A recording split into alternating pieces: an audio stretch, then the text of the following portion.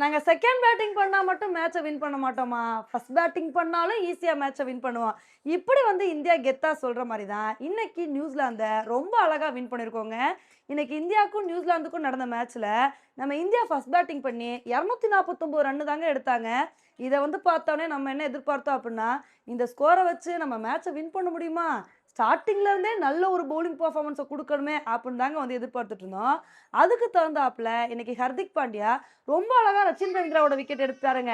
அவர் வந்து அந்த விக்கெட் எடுத்தாருன்னு சொல்ல முடியாதுங்க. அக்சர் பட்டேல் தான் அந்த விக்கெட் எடுத்ததுக்கு முக்கிய காரணம். ஏன்னா, பிலிப்ஸ் பிடிச்ச மாரி ஒரு சூப்பரான கேட்ச அக்சர் பட்டேல் வந்து பிடிச்சிட்டாரு.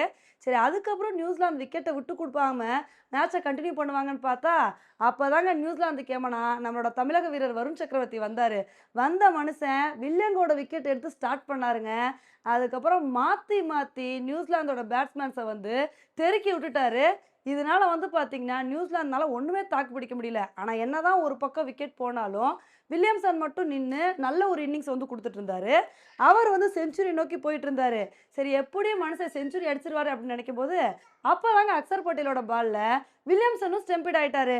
இதனால நியூசிலாந்து வந்து இந்த மேட்ச்ல 205 ரன்னுக்கே ஆல் அவுட் ஆயிட்டாங்க. இதனால இந்த மேட்ச நம்ம இந்தியா ரொம்ப கம்ஃபர்டபுளா 44 ரன் வித்தியாசத்துல வின் பண்ணிட்டோங்க. உண்மையிலே இந்த மேட்ச நம்ம இவ்ளோ தூரம் கம்ஃபர்டபுளா வின் பண்ணியிருக்கோம்னா, இதுக்கு காரணம் நம்மளோட தமிழக வீரர் வருண் சக்கரவர்த்தி தாங்க.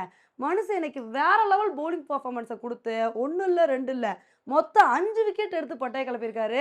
இது மூலமா வருண் சக்கரவர்த்தி என்ன ப்ரூவ் பண்ணியிருக்காரு? எனக்கு சின்ன வாய்ப்பு கிடைச்சா கூட போதும்பா.